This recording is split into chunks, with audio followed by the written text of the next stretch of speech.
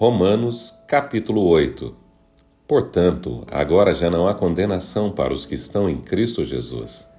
Porque por meio de Cristo Jesus a lei do Espírito de vida me libertou da lei do pecado e da morte. Porque aquilo que a lei fora incapaz de fazer, por estar enfraquecida pela carne, Deus o fez, enviando o seu próprio Filho à semelhança do homem pecador, como oferta pelo pecado, e assim condenou o pecado na carne, a fim de que as justas exigências da lei fossem plenamente satisfeitas em nós, que não vivemos segundo a carne, mas segundo o Espírito. Quem vive segundo a carne tem a mente voltada para o que a carne deseja, mas quem vive de acordo com o Espírito tem a mente voltada para o que o Espírito deseja. A mentalidade da carne é inimiga de Deus, porque não se submete à lei de Deus, nem pode fazê-lo. Quem é dominado pela carne não pode agradar a Deus. Entretanto, vocês não estão sob o domínio da carne, mas do Espírito, se de fato o Espírito de Deus habita em vocês. E se alguém não tem o Espírito de Cristo, não pertence a Cristo. Mas se Cristo está em vocês, o corpo está morto por causa do pecado, mas o Espírito está vivo por causa da justiça. E se o Espírito daquele que ressuscitou Jesus dentre os mortos habita em vocês, aquele que ressuscitou a Cristo dentre os mortos também dará vida aos seus corpos mortais, por meio do seu Espírito que habita em vocês. Portanto, irmãos, estamos em dívida, não para com a carne, para vivermos sujeitos a ela. Pois se vocês viverem de acordo com a carne, morrerão, mas se pelo Espírito fizerem morrer os atos do corpo, viverão. Porque todos os que são guiados pelo Espírito de Deus são filhos de Deus. Pois vocês não receberam um espírito que os escravize para novamente temerem, mas receberam um espírito que os torna filhos por adoção, por meio do qual clamamos, Abba, Pai. O próprio Espírito testemunha ao nosso espírito que somos filhos de Deus. Se somos filhos de Deus, então somos herdeiros, herdeiros de Deus e cordeiros com Cristo, se de fato participamos dos seus sofrimentos, para que também participemos da sua glória. Considero que os nossos sofrimentos atuais não podem ser comparados com a glória que em nós será revelada. A natureza criada aguarda com grande expectativa que os filhos de Deus sejam revelados, pois ela foi submetida à inutilidade, não pela sua própria escolha, mas por causa da vontade daquele que a sujeitou, na esperança de que a própria natureza criada será libertada da escravidão da decadência em que se encontra, recebendo a gloriosa liberdade dos filhos de Deus. Sabemos que toda a natureza criada geme até agora, como em dores de parto. E não só isso, mas nós mesmos que temos os primeiros frutos do Espírito, gememos interiormente, esperando ansiosamente nossa adoção como filhos, a redenção do nosso corpo. Pois nessa esperança fomos salvos. Mas a esperança que se vê não é esperança. Quem espera por aquilo que está vendo? Mas, se esperamos o que ainda não vemos, aguardamo-lo pacientemente. Da mesma forma, o Espírito nos ajuda em nossa fraqueza, pois não sabemos como orar, mas o próprio Espírito intercede por nós com gemidos inexprimíveis. E aquele que sonda os corações conhece a intenção do Espírito, porque o Espírito intercede pelos santos de acordo com a vontade de Deus. Sabemos que Deus age em todas as coisas para o bem daqueles que o amam, dos que foram chamados de acordo com o seu propósito. Pois aqueles que de antemão conheceu, também os predestinou para serem conformes à imagem de seu Filho, a fim de que ele seja o primogênito entre muitos irmãos. E aos que predestinou também os chamou, e aos que chamou também os justificou, e aos que justificou também os glorificou. Que diremos, pois, diante dessas coisas?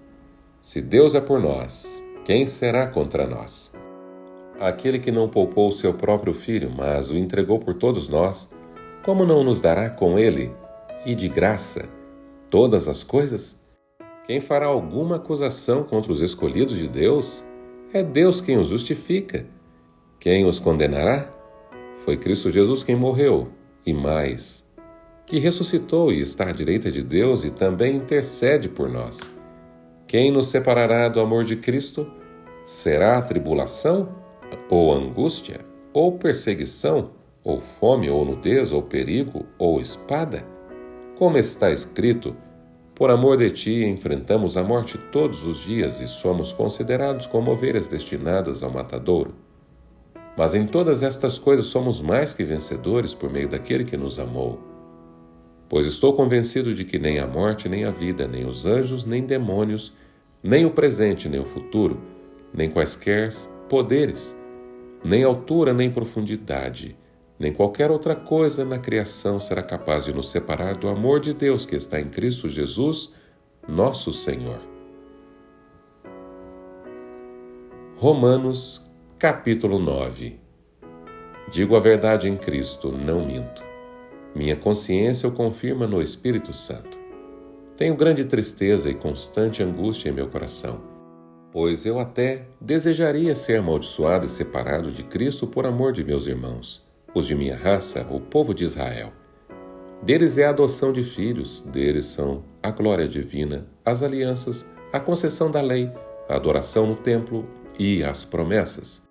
Deles são os patriarcas, e a partir deles se traça a linhagem humana de Cristo, que é Deus acima de todos, bendito para sempre. Amém.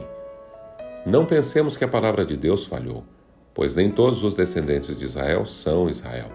Nem por serem descendentes de Abraão passaram todos a ser filhos de Abraão. Ao contrário, por meio de Isaque a sua descendência será considerada. Noutras palavras, não são os filhos naturais, que são filhos de Deus, mas os filhos da promessa é que são considerados descendência de Abraão. Pois foi assim que a promessa foi feita. No tempo devido virei novamente, e Sara terá um filho. E esse não foi o único caso. Também os filhos de Rebeca tiveram um mesmo pai, nosso pai Isaque. Todavia, antes que os gêmeos nascessem ou fizessem qualquer coisa boa ou má, a fim de que o propósito de Deus conforme a eleição permanecesse, não por obras, mas por aquele que chama, foi dito a ela: o mais velho servirá o mais novo. Como está escrito, amei Jacó, mas rejeitei Esaú. Então, que diremos? Acaso Deus é injusto? De maneira nenhuma, pois ele diz a Moisés: terei misericórdia de quem eu quiser ter misericórdia e terei compaixão de quem eu quiser ter compaixão. Portanto, isso não depende do desejo ou do esforço humano, mas da misericórdia de Deus. Pois a Escritura diz ao faraó: eu o levantei exatamente com este propósito, mostrar em você o meu poder e para que meu nome seja proclamado em toda a terra. Portanto, Deus tem misericórdia de quem Ele quer e endurece a quem Ele quer. Mas alguns de vocês me dirão: então por que Deus ainda nos culpa? Pois quem resiste à sua vontade?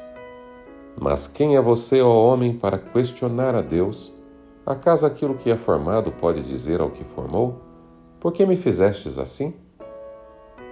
O oleiro não tem direito de fazer do mesmo barro um vaso para fins nobres e outros para uso desonroso? E se Deus, querendo mostrar a sua ira e tornar conhecido o seu poder, suportou com grande paciência os vasos de sua ira preparados para a destruição? Que dizer, se ele fez isso para tornar conhecidas as riquezas de sua glória aos vasos de sua misericórdia, que preparou de antemão para a glória, ou seja, a nós, a quem também chamou, não apenas dentre os judeus, mas também dentre os gentios? Como ele diz em Oséias: chamarei meu povo a quem não é meu povo, e chamarei minha amada a quem não é minha amada. E acontecerá que no mesmo lugar em que se lhes declarou: vocês não são meu povo, eles serão chamados filhos do Deus vivo. Isaías exclama com relação a Israel: embora o número dos israelitas seja como a areia do mar, apenas o remanescente será salvo, pois o Senhor executará na terra a sua sentença, rápida e definitivamente. Como anteriormente disse Isaías, se o Senhor dos Exércitos não nos tivesse deixado descendentes, já estaríamos como Sodoma e semelhantes a Gomorra. Que diremos então? Os gentios que não buscavam justiça a obtiveram, uma justiça que vem da fé. Mas Israel, que buscava uma lei que trouxesse justiça, não a alcançou. Por que não? Porque não a buscava pela fé, mas como se fosse por obras. Eles tropeçaram na pedra de tropeço. Como está escrito, eis que ponho em Sião uma pedra de tropeço e uma rocha que faz cair, e aquele que nela confia jamais será envergonhado. Romanos capítulo 10. Irmãos, o desejo do meu coração e a minha oração a Deus pelos israelitas é que eles sejam salvos. Posso testemunhar que eles têm zelo por Deus, mas o seu zelo não se baseia no conhecimento. Porquanto, ignorando a justiça que vem de Deus e procurando estabelecer a sua própria, não se submeteram à justiça de Deus, porque o fim da lei é Cristo, para a justificação de todo o que crê. Moisés descreve desta forma a justiça que vem da lei. O homem que fizer estas coisas viverá por meio delas. Mas a justiça que vem da fé diz: não diga em seu coração: quem subirá ao céu, isto é, para fazer Cristo descer? Ou quem descerá ao abismo, isto é, para fazer Cristo subir dentre os mortos? Mas o que ela diz? A palavra está perto de você. Está em sua boca e em seu coração, isto é, a palavra da fé que estamos proclamando. Se você confessar com a sua boca que Jesus é o Senhor e crer em seu coração que Deus o ressuscitou dentre os mortos, será salvo. Pois com o coração se crê para a justiça e com a boca se confessa para a salvação. Como diz a Escritura, todo o que nele confia jamais será envergonhado. Não há diferença entre judeus e gentios, pois o mesmo Senhor é Senhor de todos e abençoa ricamente todos os que o invocam. Porque todo aquele que invocar o nome do Senhor será salvo. Como, pois, invocarão aquele em quem não creram? E como crerão naquele de quem não ouviram falar? E como ouvirão se não houver quem pregue? E como pregarão se não forem enviados? Como está escrito, como são belos os pés dos que anunciam as boas novas. No entanto, nem todos os israelitas aceitaram as boas novas. Pois Isaías diz: Senhor, quem creu em nossa mensagem? Consequentemente, a fé vem por se ouvir a mensagem, e a mensagem é ouvida mediante a palavra de Cristo. Mas eu pergunto, eles não ouviram? Claro que sim. A sua voz ressoou por toda parte, e as suas palavras até os confins do mundo. Novamente pergunto, será que Israel não entendeu? Em primeiro lugar, Moisés disse: farei que tenham ciúmes de quem não é meu povo, e os provocarei a ira por meio de um povo sem entendimento. E Isaías diz ousadamente: fui achado por aqueles que não me procuravam, e revelei-me àqueles que não perguntavam por mim. Mas a respeito de Israel ele diz: o tempo todo estendi as mãos a um povo desobediente e rebelde. Romanos capítulo 11. Pergunto, pois, acaso Deus rejeitou seu povo? De maneira nenhuma. Eu mesmo sou israelita, descendente de Abraão e da tribo de Benjamim. Deus não rejeitou seu povo, o qual de antemão conheceu. Ou vocês não sabem como Elias clamou a Deus contra Israel, conforme diz a Escritura? Senhor, mataram os teus profetas e derrubaram os teus altares. Sou o único que sobrou, e agora estão procurando matar-me. E qual foi a resposta divina? Reservei para mim 7.000 homens que não dobraram os joelhos diante de Baal. Assim hoje também há um remanescente escolhido pela graça. E se é pela graça, já não é mais pelas obras. Se fosse, a graça já não seria graça. Que dizer então? Israel não conseguiu aquilo que tanto buscava, mas os eleitos o obtiveram. Os demais foram endurecidos, como está escrito. Deus lhes deu um espírito de atordoamento, olhos para não ver e ouvidos para não ouvir, até o dia de hoje. E Davi diz que a mesa deles se transforma em laço e armadilha, pedra de tropeço e retribuição para eles. Escureçam-se os seus olhos para que não consigam ver, e as suas costas fiquem encurvadas para sempre. Novamente pergunto, Acaso tropeçaram para que ficassem caídos? De maneira nenhuma. Ao contrário, por causa da transgressão deles veio a salvação para os gentios, para provocar ciúme em Israel. Mas se a transgressão deles significa riqueza para o mundo e o seu sofrimento riqueza para os gentios, quanto mais significará a sua plenitude? Estou falando a vocês, gentios. Visto que sou apóstolo para os gentios, exalto o meu ministério, na esperança de que, de alguma forma, possa provocar ciúme em meu próprio povo e salvar alguns deles. Pois se a rejeição deles é a reconciliação do mundo, o que será a sua aceitação, senão vida dentre os mortos? Se é santa a parte da massa que é oferecida como primeiros frutos, toda a massa também o é. Se a raiz é santa, os ramos também o serão. Se alguns ramos forem cortados e você, sendo oliveira brava, foi enxertado entre os outros e agora participa da seiva que vem da raiz da oliveira cultivada, não se glorie contra esses ramos. Se o fizer, saiba que não é você quem sustenta a raiz, mas a raiz a você. Então você dirá: os ramos foram cortados para que eu fosse enxertado. Está certo? Eles, porém, foram cortados devido à incredulidade, e você permanece pela fé. Não se orgulhe, mas tema, pois se Deus não poupou os ramos naturais, também não poupará você. Portanto, considere a bondade e a severidade de Deus, severidade para com aqueles que caíram, mas a bondade para com você, desde que permaneça na bondade dele. De outra forma, você também será cortado. E quanto a eles, se não continuarem na incredulidade, serão enxertados, pois Deus é capaz de enxertá-los outra vez. Afinal de contas, se você foi cortado de uma oliveira brava por natureza e, de maneira antinatural, foi enxertado numa oliveira cultivada, quanto mais serão enxertados os ramos naturais em sua própria oliveira? Irmãos, não queremos que ignorem este mistério, para que não se tornem presunçosos.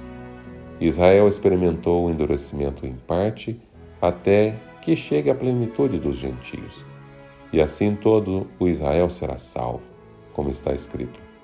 Virá de Sião o Redentor, que desviará de Jacó a impiedade. E esta é a minha aliança com eles quando eu remover os seus pecados. Quanto ao Evangelho, eles são inimigos por causa de vocês, mas quanto à eleição, são amados por causa dos patriarcas. Pois os dons e o chamado de Deus são irrevogáveis. Assim como vocês, que antes eram desobedientes a Deus, mas agora receberam misericórdia, graças à desobediência deles. Assim também agora eles se tornaram desobedientes, a fim de que também recebam agora misericórdia, graças à misericórdia de Deus para com vocês. Pois Deus rejeitou toda a desobediência para exercer misericórdia para com todos. Ó profundeza da riqueza da sabedoria e do conhecimento de Deus! Quão insondáveis são os seus juízos e inescrutáveis os seus caminhos! Quem conheceu a mente do Senhor? Ou quem foi o seu conselheiro? Quem primeiro lhe deu para que ele o recompense? Pois dele e por ele e para ele são todas as coisas, a ele seja a glória para sempre. Amém. Romanos, capítulo 12. Portanto, irmãos, rogo pelas misericórdias de Deus que se ofereçam em sacrifício vivo, santo e agradável a Deus. Este é o culto racional de vocês. Não se amoldem ao padrão deste mundo, mas transformem-se pela renovação da sua mente, para que sejam capazes de experimentar e comprovar a boa, agradável e perfeita vontade de Deus. Por isso, pela graça que me foi dada, digo a todos vocês: ninguém tenha de si mesmo um conceito mais elevado do que deve ter, mas, ao contrário, tenha um conceito equilibrado de acordo com a medida da fé que Deus lhe concedeu. Assim como cada um de nós tem um corpo com muitos membros e esses membros não exercem todas a mesma função, assim também em Cristo nós, que somos muitos, formamos um corpo e cada membro está ligado a todos os outros. Temos diferentes dons de acordo com a graça que nos foi dada. Se alguém tem o dom de profetizar, use-o na proporção da sua fé. Se o seu dom é servir, sirva. Se é ensinar, ensine. Se é dar ânimo, que assim faça. Se é contribuir, que contribua generosamente. Se é exercer a liderança, que a exerça com zelo. Se é mostrar misericórdia, que o faça com alegria. O amor deve ser sincero. Odeie o que é mau. Apegue-se ao que é bom. Dedique-se uns aos outros com amor fraternal. Prefira dar honra aos outros mais do que a você. Nunca falte a vocês o zelo. Sejam fervorosos no espírito, sirvam ao Senhor. Alegrem-se na esperança, sejam pacientes na tribulação. Perseverem na oração. Compartilhem o que vocês têm com os santos em suas necessidades. Pratiquem a hospitalidade. Abençoem aqueles que os perseguem. Abençoem-nos, não os amaldiçoem. Alegrem-se com os que se alegram, chorem com os que choram. Tenham uma mesma atitude uns para com os outros. Não sejam orgulhosos, mas estejam dispostos a associar-se às pessoas de posição inferior. Não sejam sábios aos seus próprios olhos. Não retribuam a ninguém mal por mal. Procurem fazer o que é correto aos olhos de todos. Façam todo o possível para viver em paz com todos. Amados, nunca procurem vingar-se, mas deixem com Deus a ira. Pois está escrito: minha é a vingança, eu retribuirei, diz o Senhor. Ao contrário, se o seu inimigo tiver fome, dele de comer, se tiver sede, dele de beber. Fazendo isso, você amontoará brasas vivas sobre a cabeça dele. Não se deixem vencer pelo mal, mas vençam o mal com o bem. Romanos, capítulo 13. Todos devem sujeitar-se às autoridades governamentais, pois não há autoridade que não venha de Deus. As autoridades que existem foram por ele estabelecidas. Portanto, aquele que se rebela contra a autoridade está se opondo contra o que Deus instituiu, e aqueles que assim procedem trazem condenação sobre si mesmos. Pois os governantes não devem ser temidos, a não ser por aqueles que praticam o mal. Você quer viver livre do medo da autoridade? Pratique o bem, e ela o enaltecerá, pois é serva de Deus para o seu bem. Mas, se você praticar o mal, tenha medo, pois ela não porta a espada sem motivo. É serva de Deus e agente da justiça para punir quem pratica o mal. Portanto, é necessário que sejamos submissos às autoridades, não apenas por causa da possibilidade de uma punição, mas também por questão de consciência. É por isso também que vocês pagam imposto, pois as autoridades estão a serviço de Deus, sempre dedicadas a esse trabalho. Deem a cada um o que lhe é devido. Se imposto, imposto, se tributo, tributo, se temor, temor, se honra, honra. Não devam nada a ninguém a não ser o amor de uns pelos outros, pois aquele que ama seu próximo tem cumprido a lei. Pois estes mandamentos: não adulterarás, não matarás, não furtarás, não cobiçarás, e qualquer outro mandamento, todos se resumem neste preceito: ame o seu próximo como a si mesmo. E o amor não pratica o mal contra o próximo. Portanto, o amor é o cumprimento da lei. Façam isso compreendendo o tempo em que vivemos. Chegou a hora de vocês despertarem do sono, porque agora a nossa salvação está mais próxima do que quando cremos. A noite está quase acabando, o dia logo vem. Portanto, deixemos de lado as obras das trevas e revistamo-nos da armadura da luz. Comportemo-nos com decência, como quem age à luz do dia, não em orgias e bebedeiras, não em imoralidade sexual e depravação, não em desavença e inveja. Ao contrário, revistam-se do Senhor Jesus Cristo e não fiquem premeditando como satisfazer os desejos da carne.